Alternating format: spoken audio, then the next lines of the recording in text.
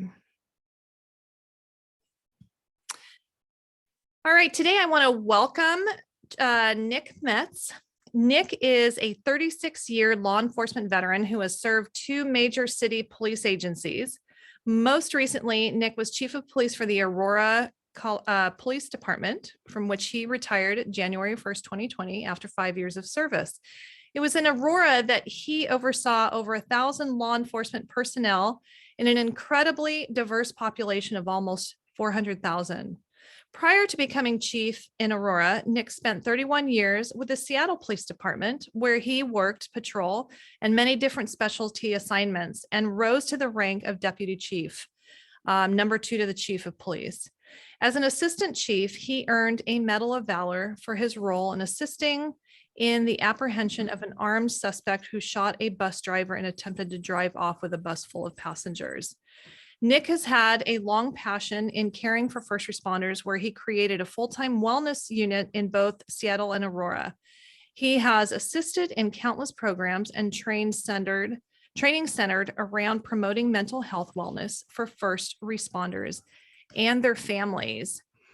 And he is the chief operations COO of Code for Counseling. So Nick, I know that's long, and every guest we have hates their bio being read like that, but there was so much good stuff in there. I just couldn't eliminate anything. So I just want to welcome you today. Thank you. Thank you. And Sarah, thank you so much for the invite and reaching out to me on LinkedIn. And thank you for setting this up. And I just also want to thank everybody else who's here for taking the time to be here today. This is a really kind of a crazy time that we're in right now. And so I just think having a group like this who's able to get together and just kind of lean on each other, at times is so important. So I just applaud all of you for keeping this. And I love that you're calling it a family. I just think that part is just so cool. So, so when Sara and I talked, we talked about the fact that she wanted me to kind of talk a little bit about retirement planning. And it's really interesting to hear, during the introductions, issues surrounding suicide and being suicide survivors. And in my time in law enforcement, I've handled, I think, 9 or 10 duty-related suicides. And so, I would love to be part of a conversation on that sometime in the future when you guys do that. A little bit about me. I know that, Sara talked a little bit about that, but yes, I was with Seattle PD and Aurora PD. I moved to Code for Counseling. Code for Counseling is actually owned by my wife, Sara Metz. She's a doctorate in psychology. She has been a public safety psychologist for about 15 years. And I would really love for you guys to have her on sometime. She is a phenomenal speaker and teacher. She's wicked smart, wicked funny, cusses like a sailor. So she should fit in pretty well. But she's been working with responders, and she has responded to all sorts of critical incidents, ranging from mass shootings, line of duty deaths, all the kind of things that you would expect someone in her position to do. She also created a program, which some of you might be interested in learning about. She created a program at Colorado State University. It's a emergency responder and military psychology program, and it's a counseling, getting a master's in counseling to work specifically with responders and military folks. It's the first of its kind in the country. It's the only one of its kind in the country. We have about 100 students in the program now. It went live in August of 2020.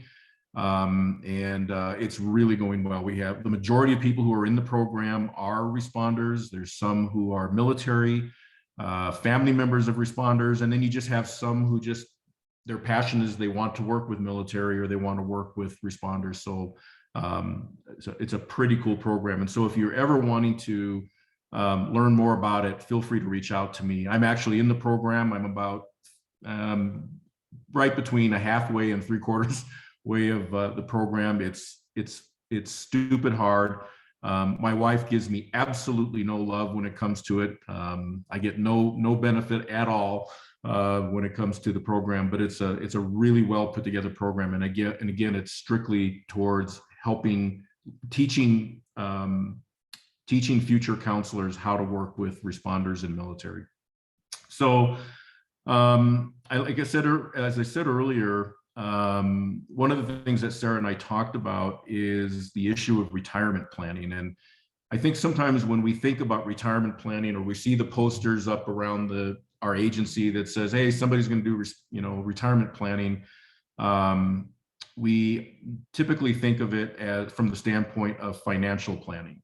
And financial planning is incredibly important, but the psychological and emotional planning for retirement requires even more work. And when we think about our careers, and we think about the fact that we have spent 25, 30, 35 years, whether it's in law enforcement, fire, working, as a medical professional, we are going 0 to 100 every single day. And then to think about the fact that at some point, all that stops. Most days we might think, oh, that's really cool. That'll be the day I look forward to.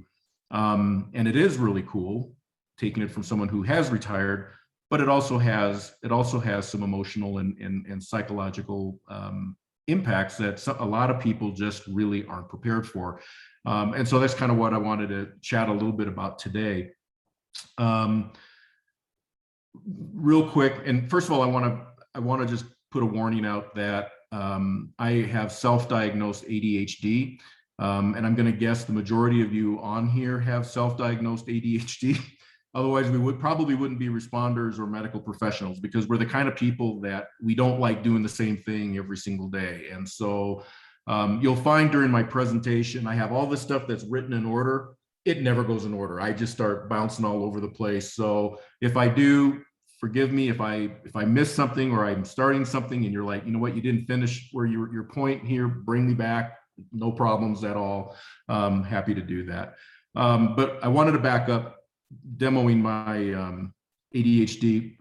When I talk a little bit about Code 4, we contract to probably 25 responder agencies throughout the state: fire, EMS, emergency management, police, obviously. And in the last year, because of COVID now, we have 3 hospitals, including Children's Hospital, that we're now contracting with. The workload and the toll that our medical professionals are taking is not something to take lightly. And so for those of you who are nurses especially, I just have to say thank you. This has been an incredibly difficult year for medical professionals, and the fact that you guys are still in the game and still doing what you do, just more power to you. So, so over the last year, especially with COVID, and particularly following the George Floyd fiasco around the country, I was getting tons and tons of calls from cops and firefighters and other responder personnel talking about the fact that they weren't sure they really wanted to stay in the job, that they had it up to here, they wanted to leave, they either wanted to retire or they wanted to change professions altogether, and they were just ready to pull the pin and go. And so a lot of my conversations at that time kind of resembled talking to someone who's standing on the ledge of a bridge, which is really, let's start thinking about what you have right now. Let's really think about what you're doing and whether the decision you're looking to make is an emotional one, or is it one in which you've really thought through. And again, for a lot of folks, they were talking about just dropping the job and finding another civilian job, and then realizing they may not necessarily have the marketable skills at that moment to be able to walk right into something that was going to pay them what they're being paid, provide the benefits that they were getting, all those kinds of things. And then you had people who were towards the end of their career, maybe thinking to themselves, well, before all this happened, I was prepared to do another 3 to 5 years. And then, all of a sudden all this happens. Now I'm thinking of leaving early, and I'm like, okay, well, when are you thinking of going? Well, I'm thinking of putting in my 2 weeks notice now.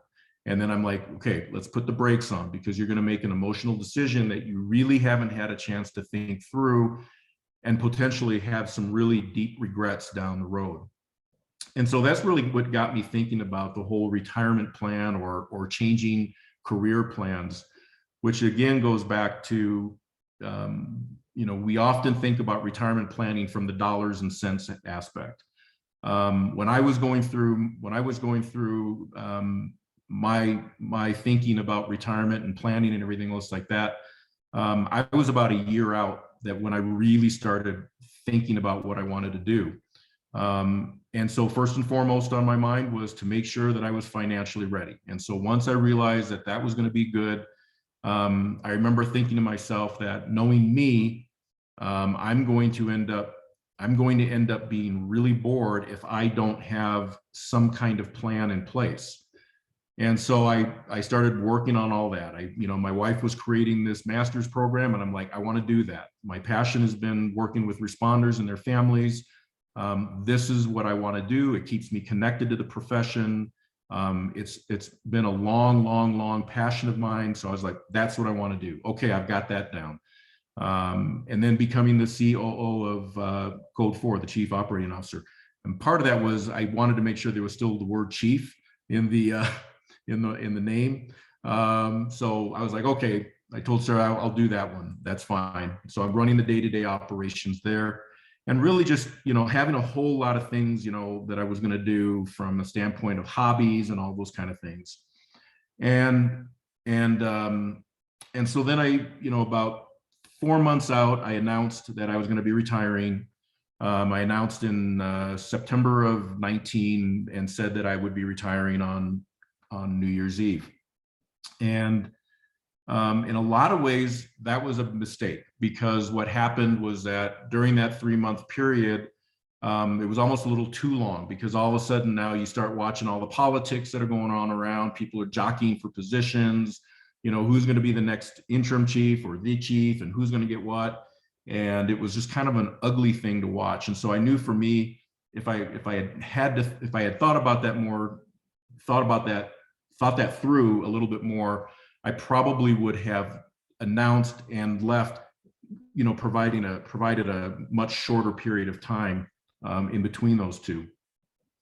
But even with all that, I felt pretty confident, retired, and I really kind of thought that when I retired, it was going to be like vacation. It was like, okay, this is just going to be a long vacation. Well, my vacations over the last 15 to 20 years was still getting, 20 texts a day, 20 emails a day, getting phone calls. When my wife and I went on our honeymoon to Italy, she told the department, she said, whatever you do not bother him when we're on our honeymoon in Italy, unless it's an absolute emergency. And for us, we were thinking they would interpret it the same way, that an absolute emergency would be like, a critical incident with an officer of some kind. And, here we are with a 10-hour difference, and they call me at 2 a.m. in Italy wanting to, talk about this emergency that was a policy administrative issue. So, again, going back to the whole issue of things thinking that it was going to be like vacation, my vacations were still being very involved in the agency. So literally the day after I retire, things just stopped. Right? Again, I was going 0 to 100 every single day for the last 15, 20 years as a law enforcement executive. And all of a sudden, I'm picking up my phone. And you know how some of you guys who've been responders, you're late at night and that radio is not going, what are you doing? You're testing the radio to see if something's wrong with it. I was doing that to my phone. Well, at 12:01 on January 1st, I was taking off all the notifications. Nobody was calling me for advice. Nobody was calling to notify me anything. And all of a sudden it was really quiet. And I was like, okay, that's okay. This is going to be like vacation for the first week or two. And so after that, about a first week or so, I was like, I was going nuts. I just even though I had all my plans and what I was going to do, it wasn't going 0 to 100. I was going 0 to 20, maybe 0 to 40. And it still felt like I wasn't moving. I was on a treadmill. And I realized at that time I started to go through a bout of depression. I won't, not so severe that I had to be committed or anything like that, but it was this depression of not feeling relevant, of not feeling needed, and people not calling. And so now, how am I finding out about what's going on in the department? I'm watching the news. And then it didn't help that COVID set in not long after that, because when I retired, everybody was saying, hey, when all this happened, when you retire, we're all getting together for lunch, we're going to do this, we're going to do that. Well, COVID hit, and guess what? I couldn't do that with them. So it really became pretty lonely during that period. And even though I had really thought everything out, as much as I thought I did, and being as ready as I thought I was, I really wasn't as psychologically ready. But I also think that it would be difficult for most of us to be perfectly psychologically ready. But I think the big part is really understanding and really imagining what retirement is going to look like. Not only from the positive standpoint. Yes, you can imagine yourself sitting on a beach every single day or being on the golf course every single day. But also understanding again and recognizing that, you know what, I'm not going to be in the know. I'm not going to be getting notified all the time. And all the things that you may bitch about the job now are things that you will miss. You'll go back on it and go, God, I kind of miss being, God, I wish I was out there on that call. I wish I was out there doing, working with them on this. And so as I really started kind of thinking about it, I really started coming up with some ideas and some strategies that I've passed on to a lot of folks about what to do and how to kind of best plan a retirement. And some of the things that I've talked about is, yes, financials are really important, because not only just from the standpoint of being able to be ready financially and be able to live day to day comfortably, but it's a psychological factor now that's taken off the plate, right? You're not having to worry about, where the next meal's coming from, or if you got insurance, all those kinds of things. What I also recognize and I advise people is that when you make that decision that I am ready to retire, I always tell folks, make that decision, pick that date about at least at minimum 6 months out, but don't tell anybody. Don't tell a soul, not your best friend at work, nobody, because we know responder organizations, right? They're nothing stays secret, right? Nothing. So keeping that to yourself, and that gives you that date to look forward to, and also gives you an idea of some things to start planning for, not only again physically, but also in your head. And one of the things I also told people was to start practicing retirement. A lot of you may have, lots of, vacation time, things like that are built up. And practicing retirement means maybe instead of, if you can do it, maybe instead of looking at your leave as, okay, I'm gonna stay to the very last day, I'm not gonna burn any time, and then I'm gonna cash all my vacation out. Instead of doing that, start taking vacation. Start breaking away from the department slowly. Start separating yourself from the people in your agency. It doesn't mean you turn your back.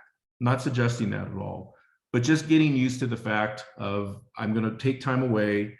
When I'm away, I'm not going to be contacting folks in my agency unless I absolutely have to, and just start getting used to that alone time, because you will be alone, no matter what happens. And just kind of like I said before, one of the things we always say at the retirement parties, we go up to people and we say, hey, we're going to get together for lunch. We're going to get together for dinner. We're going to go golf. We're going to do this. It's kind of one of those things where, everyone's hearts are in the right place and they mean it, but they go back to their own lives. They go back to the stressors of the job. And then all of a sudden you realize weeks and maybe even months went by before before you have a chance to actually get together with these folks. So it's really important to be intentional about recognizing that some of those things may not occur unless you actually are the one that makes them occur. If you wait for them to reach out to you, it may not happen. So again, just kind of practicing that retirement. And the thing that really kind of hit me, and this would be, I'm guessing this will be a little interesting for the folks who've been really looking at suicide issues and things like that within the responder culture. In doing some research, the last 10 years of a law enforcement officer's career is the highest. Let me back up. For those officers who commit suicide, it's usually within the last 10 years of their career. The rate of suicide between police and fire there's a huge difference. Conversely, when you look at the first 3 to 5 years of retirement, it switches. The first 3 to 5 years for firefighters they have the highest rates of suicide compared to police. Why do you think that is? I'm curious if you guys can come up with some ideas on that. The difference in loss? What do you mean? Meaning, over a career, I think that for law enforcement, probably you're seeing less critical incidents with you're not emotionally vested, right? Now, there, especially historically, we haven't been responsible for a tremendous amount of first aid stuff. So you're not having that loss of having someone die on you or die in your hands, as to where firefighters and medics, that's something that they deal with consistently. I think probably now it's a little bit, we probably do it even more than fire now initially because of the advanced training that we have in first aid. Right. What else?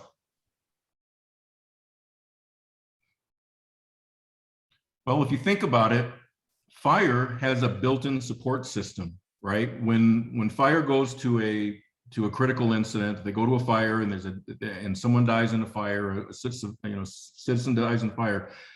What do the firefighters get to do? They get to go back to the station. They're built as a team, they're built as a family, and they get to sit around the dinner table and debrief amongst themselves. When a cop goes to a critical incident like that, what does the cop do? He or she has to write the reports, and then what do? They jump in their car, and they're typically by themselves, and now they're lost in their thoughts. They're trying to process what's going on. And that processing during those last few years of policing can be really difficult for law enforcement. And that's why you see the suicide rates where they are for police. But when you flip that now and you think about firefighters, they've lost a family. Police in general, we're pretty used to working in isolation. We're used to working in a car. We're used to the fact that, we might have a 10 or 15, 20-minute roll call with our folks, and then maybe we might run into them again 2 or 3 times during a shift, but we don't live with them, 24 hours, 48 hours. For fire, right, they're together as a family. They are a family unit. And you have some of these fire departments and some of these shifts where the guys and gals have worked together in that close family unit for years. Now, all of a sudden they retire, which they technically were retired before they retired. Okay, a little fire joke. And now they've lost that family unit. And for firefighters, that first 3 to 5 years is incredibly difficult in getting used to that alone time. So I think for police officers, we tend to already be used to kind of a bit of that isolation. So it's a little bit easier for us to handle. But at the same time, I think for most police officers, at least those that I have worked with, they struggle with that idea of how do I stay relevant even after retirement? Because I don't know about all of you, again, sitting on a beach for 6 months, golfing for 6 months might sound really great. But I think after a while, most of you are probably going to be at a point where you're like, yeah, this is fun, but I'm ready to go back to doing something that that I'm really passionate about. And kind of like you, David, talking about now that you're going back into emergency management, that is, you're seeing a lot more of that with retired responders of now they're trying to get back into the game, which is great because you've got all that experience behind you. So again, it's just really important to make sure that people kind of understand and are able to see the realities of that. The other thing I tell folks is that don't have unrealistic expectations about work. Sometimes people will retire and then they will they will miss the job so much that they will go down and visit the station all the time, or go visit the firehouse all the time. And nothing wrong with going down and visiting now and then, but some people get really caught up into that where it becomes almost too much. And then they see that all these changes have happened, that I've left, and guess what? Things still continue to move on. The job still continues. People are still doing their jobs. And especially for people who were of rank, this can be even a little bit more difficult, because now all of a sudden there's somebody else in your shoes. They're in a leadership position. They're doing things different than what you have done. And people may be even complaining to you that, gosh, when you were here, this would have never have happened. And now you feel like, okay, I can't do anything about it. And I get really frustrated. So again, it's just really important to just kind of think about how, how to kind of maneuver and navigate that part of it. The other part And Nick, yes. sorry, can I jump in on that for a second? Absolutely. Sorry, I don't think we met him, Chris, retired Phoenix. Hi, everybody. Got here kind of late. We're still out in Virginia. So what I've found with that from the officer side, because I did 20 years just as an officer, never got promoted. And what I found with my former guys was that they really don't want to hear how great life is for you, because they're still stuck there. You know what I mean? Mm-hmm. And, God bless them. I mean, they're still there doing their thing, and you're off, like I said, playing golf and all these great things. And they know that, man, I still got 6 years to go. I got 8 years to go. And, I don't want to hear how wonderful your life is when mine still sucks and I'm ready to leave, so that's been my experience. So just thought I'd throw that out there. So I'm curious, Chris, with that said, have there been times where you hear what's happening? Were you with Phoenix PD? I was, yeah. Okay. When you hear what's been happening, do you feel like sometimes you wish you were back? No. Okay, no. good. I mean, 'cause I kind of left not really abruptly. I mean, I kind of saw it coming, and very much like a lot of other guys, by the time my day was coming, with my 18th year on, everything kind of really started to fall apart. Yeah. And by the time I hit 20, I was done, and Yeah. I really wanted no part of it, to be honest with you. So No, I get it. So I look at stuff and I think, yeah, I'm bummed that these guys have to go through it, but you know what? Sorry, man, I'm free. I don't care. I mean, I do care, of course, but Right. Well, and part of the reason I asked that was, one of the things that I had to do with folks that were calling was kind of slow their roll a little bit. They were wanting to just pick up and jump ship. And what I have seen over the years is when people have retired out of anger or out of frustration, and in that emotional moment, oftentimes they end up regretting having left, and they end up missing the job and wishing that they had stuck around. So that's part of the reason why I always encourage people to put enough time and distance out there to really get used to the idea, process whether or not, am I leaving because I really feel ready to leave, or am I leaving because I'm angry and I hate this job? And one of the things for me that I always wanted to make sure was I never wanted to leave the job, or when I left the job, I wanted to make sure I did miss it. I know that sounds really weird, but I wanted to leave knowing that I was going to miss the job, because my feeling was if I felt that way, then it was a healthy retirement. Yes, I'm going to miss it, but I'm not bitter. And I never wanted to be bitter about the position, and never be bitter about that experience. So that part was really important for me. And guys, feel free to jump in anytime. Any questions, ideas, or anything else? I should have said that earlier. Please jump in anytime. One of the other things that we've talked a lot with folks are those who are not in that position. Well, let me back up. One of the things I found with the folks that I talked to is they were in one of three positions when they were thinking about wanting to leave. They were either in that first 5 to 10 years where they were young enough and maybe financially not as vested in their agency where they could leave. They could either go into another profession, or, for a lot of guys, they're thinking about going to the feds so they can still do law enforcement, but not roll around in the black and white. And so their options are a little bit more. And then you have those guys at the tail end, right, who are thinking maybe 3 to 5 years, but they're also in a position that they could leave now and they would be okay. The ones that worry me the most are the ones who are stuck in the middle. And I use that term stuck intentionally because they're at that stage where they are now getting financially vested into their agencies. They may not have the marketable skills to do something completely different. They may have a couple kids that are getting ready to go to college. So financially, they can't just pick up and leave and try something new. And so now they feel stuck. And to me, that is the absolute worst problem that you can have out there.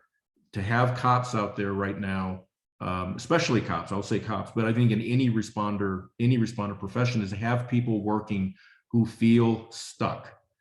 And that's when, as with groups like this, or working with your psychologists or whatever the case may be, is trying to find that reason why you became a cop, a firefighter, a nurse, whatever it is that you're into. Why was it that you got into that profession, and how can you make those next few years meaningful to where you don't feel like you're stuck in a hamster wheel, that you feel like again that you're stuck. And to me, particularly in the law enforcement profession, the last thing you want is a cop on the street dealing with people in the community who do not want to be there, who absolutely do not want to be there. And with everything that we've seen, and we talk about what's going on now in Aurora, or Seattle, or any other agents or any other city around the country, that is a really dangerous recipe right there. And so really working with folks to get them to understand how to control what they can control, being intentional, and how to remotivate themselves to continue doing this job, because it's a tough job, but at the same time, you don't want to feel like it's a prison sentence either. You hear people say things like, yeah, I got to do another 5 years.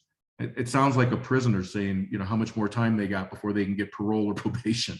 So not a fun thing to do. So I always ask folks, particularly those who work within peer support, if you're running across people who are at that stage, they really need to be a high priority in working with them to hopefully get them to have a bit of a different outlook of what is happening.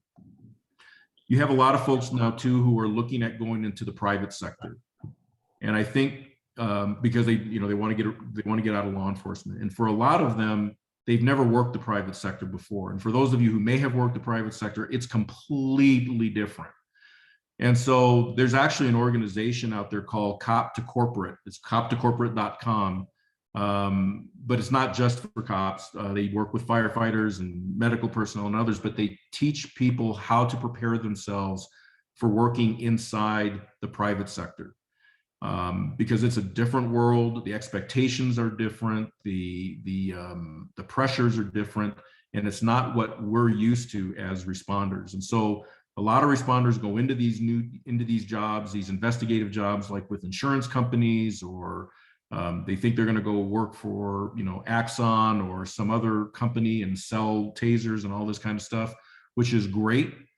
But all of a sudden now you've got all these people who are putting all these pressures on you for quotas and performance expectations, everything else that are very different from what we saw as responders. And there's also a resume service called Sheepdog Resume. The woman who owns that works with a lot of responders in helping them get their resumes up to date. A lot of responders, when they get to that point where they're like, I want to get out of here, I want to go look for another job. Okay, let me see your resume. I've never created a resume. Okay, so I refer them to Sheepdog Resume. She helps them, create it. She understands. She's the wife of a responder. She understands the responder culture. She understands how to write resumes in a way that is attractive to prospective employers. So those kinds of things can be really, really helpful. The last thing I always want to encourage folks to do, and again, I think I'm preaching to the choir here, because the fact that you guys are willing to kind of come together and really talk through some things tells me how open you guys are to these kind of things. But not being afraid to sit down and talk to a therapist, especially before you make that final decision about retirement. and kind of working through the dynamics of how you're going to react to that. But also making sure that your family is on board. I'm sure you guys have all heard about people who retired and they say, yeah, now I'm home and my wife doesn't want me around all the time because she liked the fact I was at work all the time. Or, my husband has seen me more than he would prefer. And because for many years, that's what worked for that responder family is that working those different shifts and all that. That's what it worked for them. And now all of a sudden they're home, they're sitting around the house, they're trying to figure out what to do.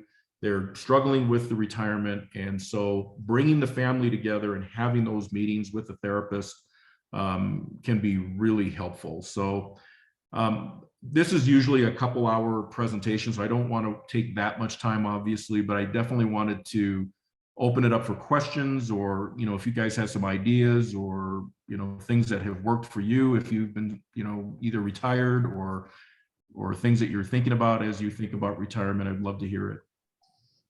A quick question from your perspective is, and we talk about this quite a bit on this group actually. From your perspective, as people are bad mouthing the profession and things like that, it's kind of my perspective. I think that a lot of people are doing that to shield their pain and their hurt for the betrayal from the community or their command. How much of that do you think that you're able to kind of come to peace with in that process that you're talking about when you're trying not to make that emotional decision? And how much of that is that because when you retire, and as you've done it twice from both Seattle and now Aurora, when you're out of the club, you've done this for 30 years, and you have to give yourself an opportunity to kind of mourn that loss. Even if it's a happy separation, you have to find a way to mourn that loss and come to peace with that. Mm-hmm. I think, Chris, what you just said there is absolutely key, and that's giving yourself permission to mourn the loss, because it is a loss. It's a, we always try to say that, we don't wear our identity on our chest, but we do. It is. We've lived that career for 30 some odd years, and so I think I love the way you phrase that is basically giving yourself permission to mourn. I think when it comes to dealing with feeling betrayed by the community or by your agency or the command, that's where I go back to talking to folks about control what you can control. Understand whatever area of responsibility that you have within the workplace or within your personal life, control that. I'm a big proponent of not giving power to the naysayers or to command staff that are hell-bent on taking you down or taking or just about power and just all that kind of stuff, and not allowing them to dictate my morale. I'm the only one who can dictate my morale. And I know you've seen it, Chris, in Seattle, where we both served there during some really tough times, and you saw people who allowed that power to sink them down. But then you also saw people like yourself and others who were like, no, you know what? I'm going to go out and do my job. I'm going to go out and serve this community to the best of my ability. And I can't worry about what's happening on the 8th floor. I can't worry about what, Assistant Chief Joe is doing. I can only worry about what I can control. And I think that getting people to kind of really understand that. And again, going back to, in many ways, really going back to that first day on the job of why did you decide to do this? Why did you decide to do this job? What was it that attracted you? People ask me all the time, if I could go back to being 21 years old today, knowing what I know today, would I be a cop again? And I tell them, absolutely. It's the best job in the world. It's the absolute best job in the world. And my hope that is until the day I die, I hope that I will continue to miss doing that job. It's, when you think about any responder occupation, doesn't matter whether it's, you're a cop, you're a medical professional, you get to see and do things that 99% of the population never get to do. They never get to do it. They never get to experience that. Even if you're experiencing things that are tragic. The fact is, you signed up, you stepped up, and you are making a difference every day. And I don't look at it as much as, well, I'm making a difference for the community or I'm making a difference for the department, because a lot of times that stuff is just fluff and it's just going to get lost. I'm making a difference for myself. And so being able to be part of those kinds of things, for me anyways, over these last 35 years have been the best journey I could have ever imagined. I don't know what I would have done, as you know, if I was going to choose a different occupation midway through my career. I have no idea what I would have done. Maybe I would have been a firefighter and learned to operate a recliner, but you know, that's just kind of how it is. So any firefighters on here? Good.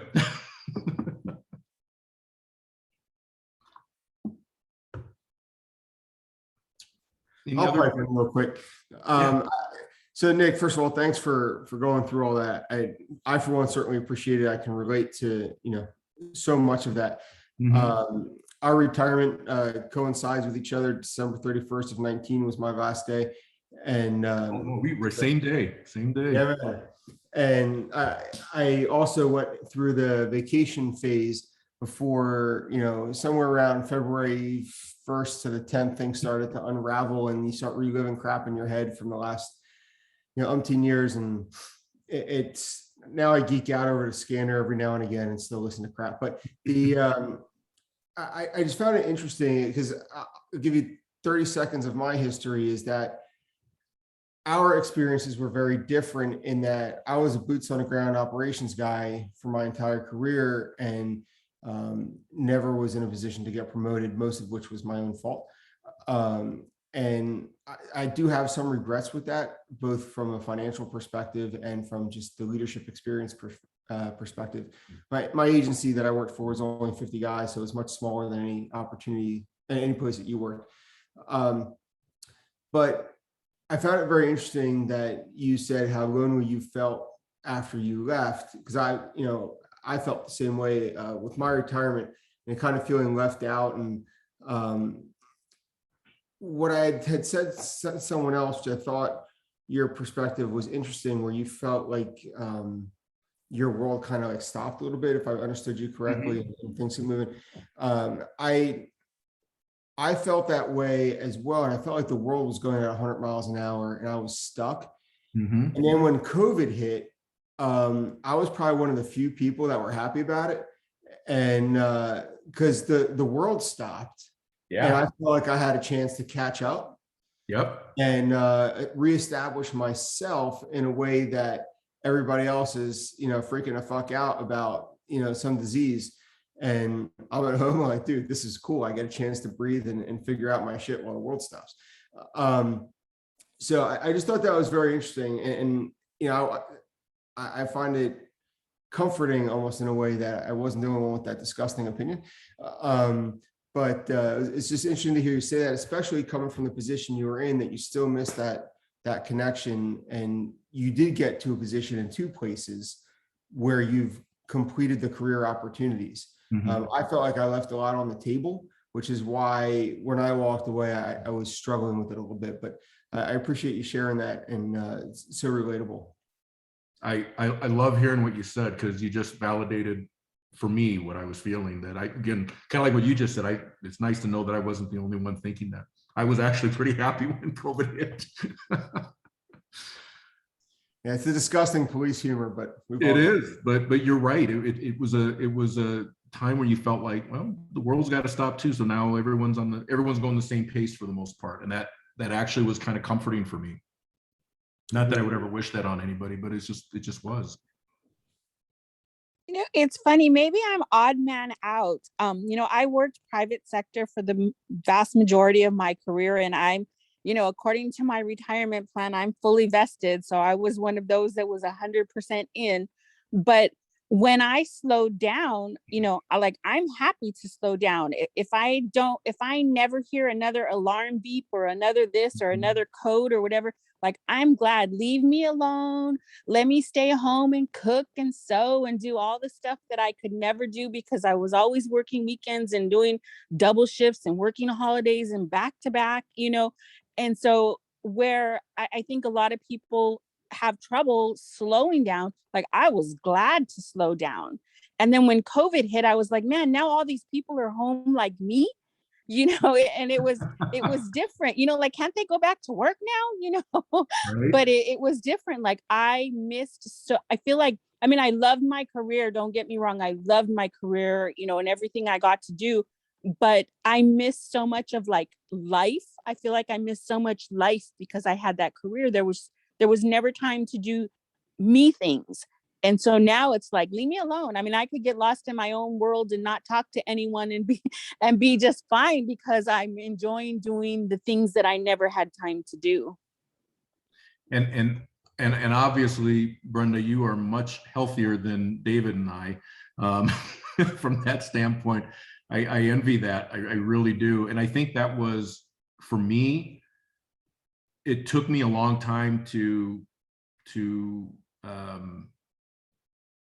get to that point where it had to be about me, that it was now this is my time to give to myself versus to others. Because I think like everyone here, we just, you get into that habit of giving and giving and giving. And you might even get into a point where you're getting that, compassion or human giver fatigue. And now to be able to give to yourself, and so I'm, there were times where I thought, I was getting calls from other cities around the country about, seeing if I wanted to become chief. And it was really tempting at first. But I remember thinking to myself, if I do that, I'm not taking time for me to really help my own self growth. I would have just continued doing what I had been doing. And I didn't feel that was going to be healthy. So I applaud you. I mean, that's awesome that you've got that perspective. Right. Don't get me wrong. I mean, I miss walking down the street in my fancy little white coat with my name embroidered in it, and everybody looking like, who's that? And, you look important and all of that. But now I'm like, just let me be a regular person and, Right. Run in the store and not have anyone recognize me. And can I go somewhere and not have anyone say, hey, I know who you are. Let me just be like a normal person of the stuff that I missed. That was partly why I liked COVID, because everyone had to wear masks. So it was kind of nice. Put my baseball cap on, wear my mask. I could go to the hardware store and not run into all these people that, Right. And that's what I say, incognito with my baseball hat and a pair of sunglasses. Just leave me alone. Yep. Absolutely. Brenda, I'll kind of second as the other nurse here, kind of what you're saying. I'm a little bit in a different spot though, because I still do patient care in that I do pediatric home care. So I just have one kiddo that I'm assigned to, and I go there 2 nights a week.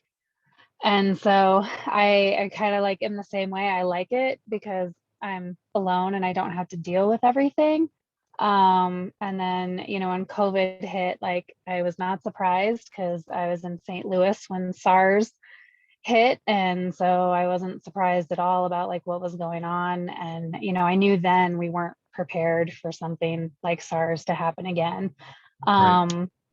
But I think where I'm struggling the most right now, and that's part of the reason why I wanted to start attending this group, is because I am solo nursing. I don't have, Nick, you were talking about like with firefighters, they have that debrief period when something happens and they have that. And I don't have that as home care. I don't have like that backup support team anymore. And then I think like what I'm struggling with the most right now, which maybe a lot of you cops might have some advice on. This is probably the first time in my career where my field has been so politicized, and really dealing with just kind of new feelings that my profession wasn't what it was that made me want to start. And talk about not making a rash decision to retire. But it's kind of hard right now. Yeah. No, and Stop watching the news. I just want to say I did home health for 15 years. So I understand that being alone, and I had to look at it as I was good enough to be out in the field to make my own decisions and trust those decisions with someone's life.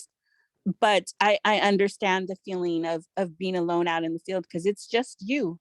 And I did have a point where I had some things happen, and I questioned ever being a nurse. I hated everyone and everyone around me.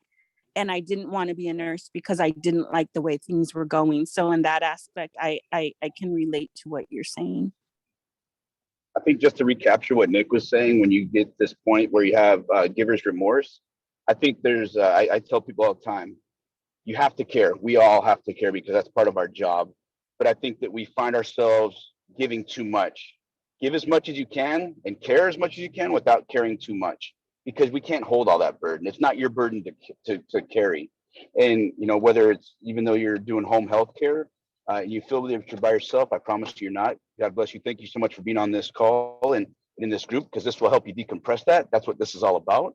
But I'm sure that there's people around you, if you don't want to talk to us, they were more than welcome, or they're more than welcoming to hear those stories and to hear that.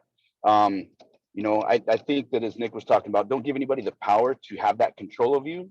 We were talking about this on another call earlier. Who cares what the pundits say? Who cares what the media says or the politicians? What you do is a very selfless thing, and there's nobody that can take that away from you. You give everything of yourselves for somebody else and ask for nothing in return. So keep that in mind, and don't let that other stuff, try not to let it affect you. You know, Yeah, and then oh, I was going to say the vaccine mandate, I think, is kind of what has me right now, because yeah, I won't even go into all of that, but you know, that's, yeah, I feel like politics is dictating whether I decide to keep my job or not. you know, let me tell you, nurse to nurse, we're so used to giving and putting everyone else first. Make sure you take time out for you. And that's the hardest thing to do. And I can tell you from experience, because I didn't do it, which is why I know how to do it so well. So whether it's to take a half a shift off, a day off, you know, a break from whatever patient you're working with, then do that for you. And I'm telling you, as a career nurse, that's where we forget that we have to take care of ourselves first. I think that's really sound advice. You know, that old cliche of, you know, you got to put the mask on yourself before you can help others, right? And I think, you know, and I think what we're seeing today in every responder culture, but probably even more so in the medical profession, is that compassion fatigue. We started working with a number of hospitals, and in my discussion, particularly with nurses and doctors, is that you would think a hospital would be setting the bar for employee wellness. Oh my God, police departments and fire departments practice employee wellness far greater than most hospitals. And so what ends up happening is that a lot of these folks are feeling like the patient is more important than they are. And I know for me in my career, you know, when I would talk about what my expectations were or what my priorities were, my number one priority was the health and welfare of our employees, because if they're not healthy, and if they're not, you know, healthy physically and emotionally, they're not going to be worth anything out in the community. They're just not.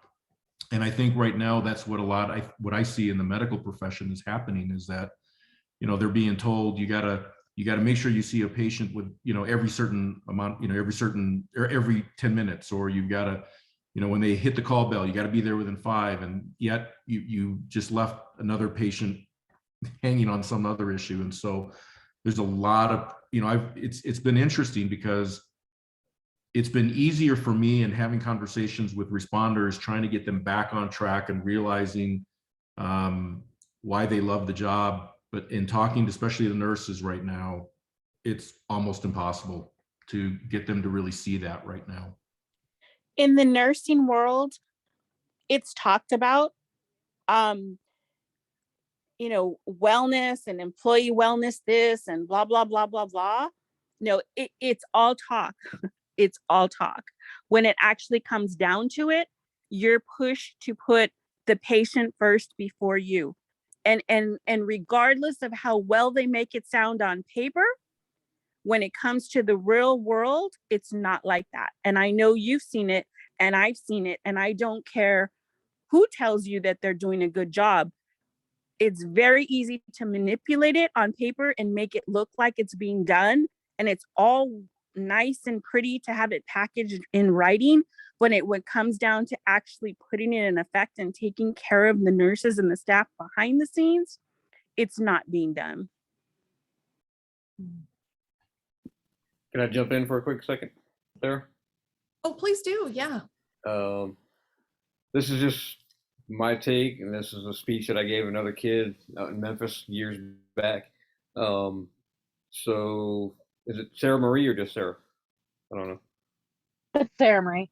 Okay, perfect. All right. So let me just ask you this. I'm going to try to keep this short. How long were you in nursing school? So I did my 2-year. You spent 2 years becoming a nurse, right? How long have you been a nurse? For 15. 15 years. Okay, so you dedicated 17 years of your life to this profession, right? Yeah. I've dedicated close to 23 in the law enforcement community, and do you know what that is? Based on what I do or what I used to do and how I instruct folks and the message that I put across, do you know what you are doing? Good. You're not supposed to. It's a fight. Okay. You fought for 2 years to become a nurse. You have fought for 15 years to keep your career going. Okay. It's a fight. That's no different than what you're going through now. It's going to be another fight that you're going to have to fight, and you're going to come out successful just like you did the last 17 years. Okay. So the one thing I tell people all the time, I told this to some kids today, I'm like, don't ever forget why you're doing what you're doing. When you were going through nursing school at 2 o'clock in the morning, cramming for your exams, going, oh my God, is this what it takes? Yeah, this is what it takes. You want to do this. Believe me when I tell you, I mean, comparing apples and oranges, getting shot at is the really shitty part about being a cop. Okay. But that's sometimes what you got to deal with. And when you get that one patient that says, oh my God, thank you for being there for me, that's when it all comes full circle. That's when you remember why you're doing what you're doing, to save lives. So I'm telling you, don't quit. All right. So that's my advice. And I'm gonna tag on to what Chris said. I had to take that step back and realize like what made me become a nurse. Why did I want to be a nurse? And the bottom line was to help people, because that's what I like doing. And so if you would have told me back then when my career started, decades ago, that I would be working with suicide prevention, I'd be like, no way. That's not what I want to do. I don't want to, death is death, but I don't want to deal with it with suicide. But having had a colleague who was a friend take her life, and other people that I know take their lives, and then me questioning, like, what was it about nursing when I said I didn't want to be to do something else, that made me stick with nursing. And how I ended up back was I switched it. And because, like I said, I firmly will tell you that, the wellness and everything is in paper, but when it comes to putting in action, it's not being done for nurses, which is why and how somehow roundabout I ended up working with suicide prevention and first responders, because from my experiences and things, I'm putting that back to helping, which is what I like to do. So, not that I want to tell you leave home healthcare, but, maybe there's somewhere else that this situation will put you in, that an area, we have so many areas that we can go into that you'll end up stepping into. Because I mean, if you would have told me I'd be here with all these guys, I'd be like, yeah, you're crazy. I'm working pediatrics and I'm doing home health because, I like little people. They tell you the way it is and you don't have to adult argue, so it's, right. I mean, right. I've talked to little people. I love little people. They tell you the truth. There's no, they haven't been corrupted into the real world, but, this is where I am now. And that's how I had to take a good look at, and why did I become a nurse? What made me want to be a nurse? And it was helping people. Hey, Sarah, I think what you should probably be most impressed with is that Hoyer just did some math in front of you. I think that's just the most appropriate thing. Just be stunned and shocked at that fact. Thank No, you. I love you, Chris. Somebody I finally said it. So. I love you, Chris. And, Nick, I really appreciate you sharing your thoughts, being at the same level, being a retired chief as well. I probably started planning my retirement probably a good 2 years out. I probably really started thinking about things. And I usually tell people, and I also help a lot of LEOs and firefighters transition as well. And I always tell them, you should probably start planning things at least a year out. Because to your point, the civilian market is very, very different. And I know a lot of cops, especially federal types, who are like, oh yeah, I'm going to go be the director of security at Google.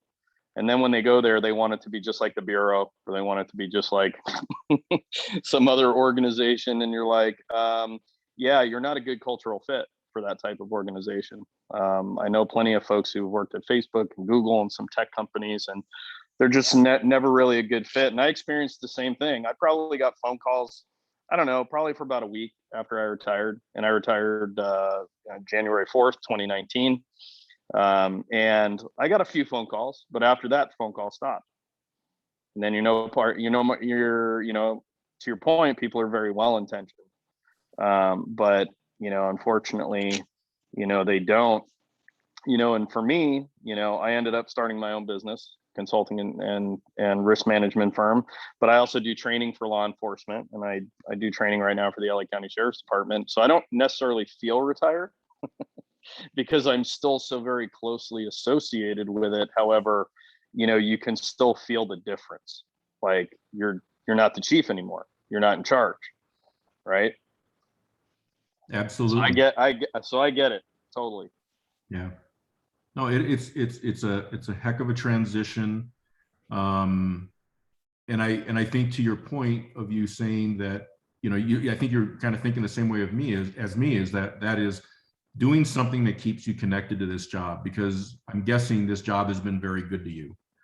And, even with all the ups and downs that we've had to endure in this career, the brothers and sisters that we've lost along the way, it's still been a good job for us. And so for me, and I'm only speaking for me, the thought of becoming like a real estate agent or doing something completely outside of the spectrum of what I've been doing these last, 3 decades, I couldn't see it. So I'm really glad to hear that you're taking a healthy route for yourself to still stay connected and relevant, and because you still have so much to offer this profession. And I think that's the important thing to remember, that even after retirement, I think in many ways, you're able to step back a little bit, and you're able to look at our profession a bit more objectively. And because it's not as personal to you anymore, and you're able to see a lot of things that maybe you weren't able to really see when you're right in the midst of the in the trenches in the fight. And I think yeah, well, I was going to say without a doubt, and you and I share some similarities. I'm also in my master's program for psychology. Like Brenda, very active in the suicide prevention community, especially as it relates to veterans and first responders. And I'm very grateful for the career I've had, and I think that's part of the utility, and that's why I love this group, because there's so much gratitude here. There's so much love. There's so much, and it's amazing. The people on here are all better people than me, and I love that fact. I love being surrounded by people that are better than me, because I think that's really, really important. Yeah. And to Sara Marie, I just wanted to say, I think you hit the nail on the head in a comment that you made earlier, when you said that you're in a profession now that up until a year ago was pretty, I won't say anonymous, but it just was one of those things where, yeah, it wasn't as politicized and it wasn't in the media all the time. And I think for a lot of us in the, particularly as police officers, we kind of know going into the job that that's going to be part of the job, that we're going to take our hits in the media, and that's just, it sucks. But we came to expect that, just like we came to accept the fact that when we took the oath and put the badge on that we were willing to put our lives at risk. The expectations now that are put on nurses and other medical professionals is so much different than it was pre-COVID. And I think to your point, a lot of people are feeling the same way, that it's not only what they have to deal with day to day at work, but then they go home and the job is constantly being thrown in your face. You never can really get away from it. You know, it's on social media, it's on TV, all that kind of stuff. So I think that's a really good point. Nick, I love how you talk about the connection and keeping some way associated, but not obviously directly related to the job that you had.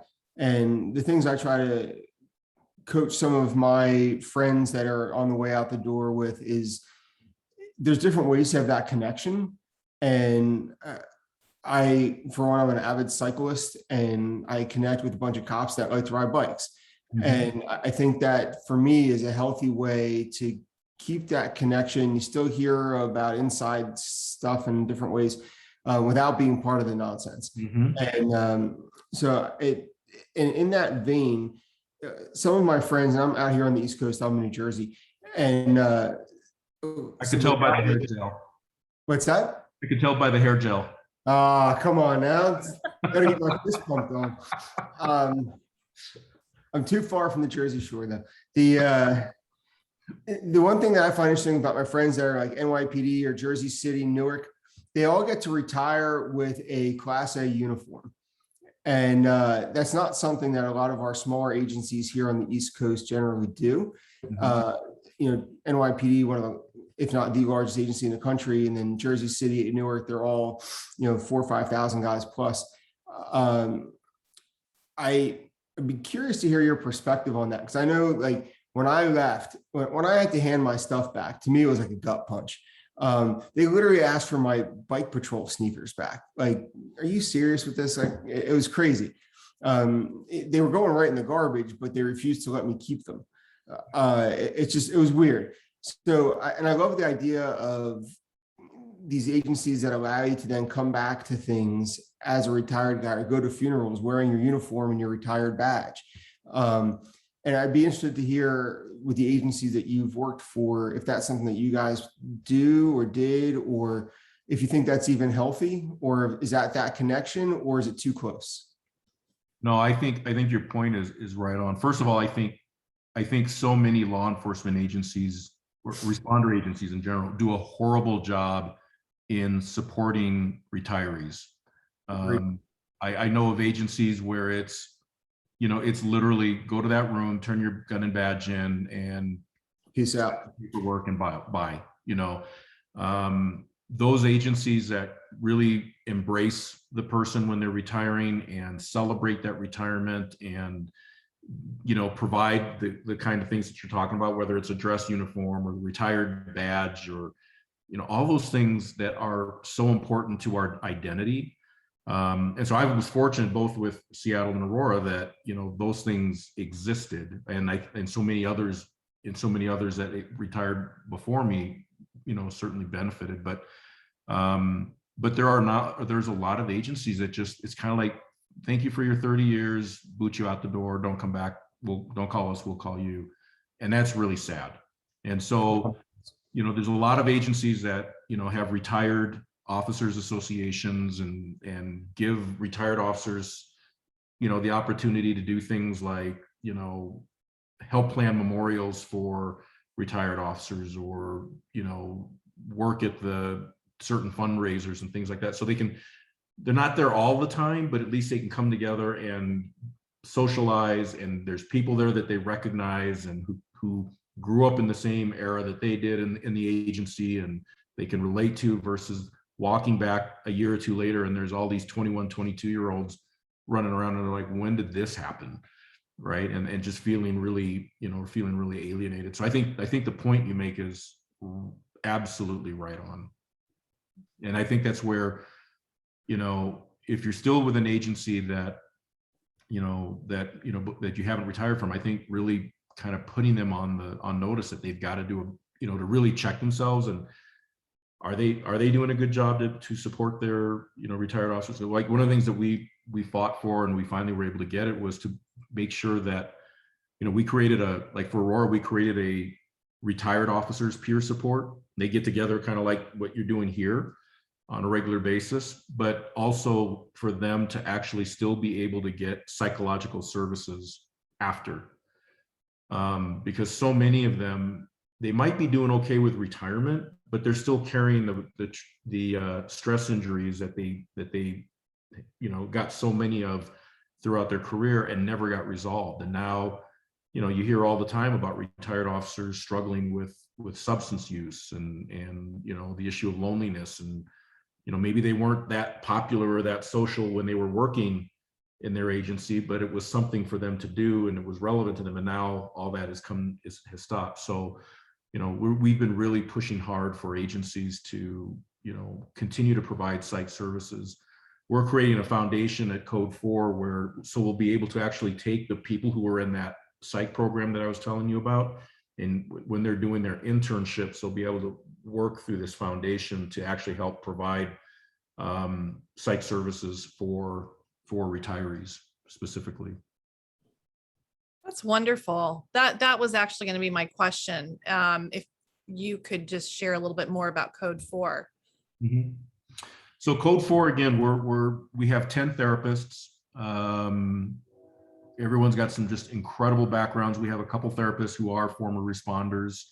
We have a combination of therapists who are doctorate level, master's level. We do all sorts of different kinds of treatments. We do brain coding, neurofeedback, basically. We do EMDR, cognitive behavioral therapy, which is basically talk therapy. We do tons of trainings, peer support training, advanced peer support trainings. We do date nights on a regular basis, which is really fun. We bring couples in, we go to different agencies and they come together as couples. We get into some pretty serious topics, but it's really done in a fun way where there's a lot of laughter. And the great thing about it is for a lot of the spouses of these agencies, it's the first time they've ever met other spouses. And so it's good for them to have that opportunity to network with one another. We started a leadership program called LAWS. It stands for Leadership, Accountability, Wellness, and Service. And if you think of a wheel, wellness is the hub of that wheel. And you can say all day long that you have a wellness culture, but if you don't have good leadership, if you don't have good accountability, and if you don't have a service-minded philosophy, and when we talk about service, it's not just service to the community, because oftentimes that's what people automatically assume. The biggest part is the service to the employees, the service to the employees' families. And we really stress a lot on family life, because if things aren't good at home for that officer, they're not going to be good at work. So really working on that part of it. And so we've been doing that training quite a bit around the state, and we're actually got a few out of state events coming up on that. We do a lot of things on suicide prevention, substance issues, you name it. We're kind of all purpose. And if you go to code4counseling.com, you can read up on what we're doing. And I actually left my phone number and email, and I'll also leave the website address. But if there's ever anything that we can do to assist you, or if you're interested in, some kind of collaboration, we're always open to those kinds of discussions. So the one thing I've always appreciated about my wife is that it's not about turf for her. She's not into the whole competitive thing. It's not who gets the credit. It's making sure that we're helping those who help our communities. So that sounds wonderful. Really wonderful. I have not, in all these talks, I have not heard of a place like what you have, what you're offering. What's different here in Colorado, and you don't see this in too many places, is that we don't accept insurance.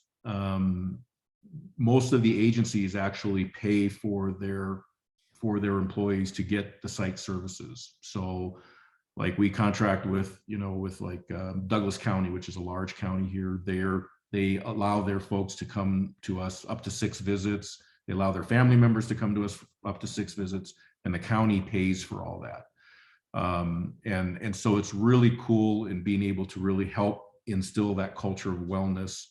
And we encourage the chiefs and the sheriffs to come, but we also encourage them to actually out themselves to their agencies, to tell the agencies they come to us as well, so that you kind of normalize and destigmatize the issue of getting psych services, and that helps a lot. That's great. That's really great. Now, do you do this virtually also? Can people from different areas? So we do in person and virtual. It's one of these things right now, you have to be a bit careful in how you do therapy online if you're working with someone out of state. And so I know that there's some federal legislation and some primarily because of COVID, that is now providing a little bit of relief so therapists can actually legally do therapy with someone who's out of state on a virtual level. It's ridiculous that it requires all this red tape to do it, but we're now able to do that. Oh gosh, that's great. Yeah. That's great. Well, listen, it's about 7:24. Does anybody have any last comments or questions? No, I just want to thank Nick for his time tonight. Again, it's great to see a fellow chief leading from the front. I think that's awesome. Well, I'm sure I'm talking to one, so thank you. Thank you. I love this group. I think this is phenomenal. I've not seen anything quite like this. And the fact that you guys come together and you're there for each other, and I'd love to be able to pop in periodically if that's okay. So This is another family for you, Nick. We would love to have you, really. And if you know people who also feel like they could benefit, and I definitely want to stay connected. I would love to have Sara. Your wife is Sara, right? Yeah, Correct. I think I can remember that one. So, yeah, so just thank you. That was really great information. I'm excited that this is recorded too, because I think, it's definitely going to be very valuable for others that watch this. And I'll definitely circle back and talk to your wife about coming on also. So I know she would love to. And I said, she cusses like a sailor. So if you guys are all right with that, it's, just warning ahead of time. it sounds like you guys are doing wonderful work. So She'll have to compete with Brenda, but I think that's all right. She'll say challenge accepted. I can guarantee that'll be. What? Don't put me in anything. Don't volunteer me, Dave. Okay. Nothing but love, Brenda. Nothing but love. I know, but don't be volunteering me, love. Thanks again, Nick. Absolutely. Really a pleasure having you. Really great meeting you guys, and I'll look forward to seeing you in the future. Awesome. Awesome. Take care, you guys.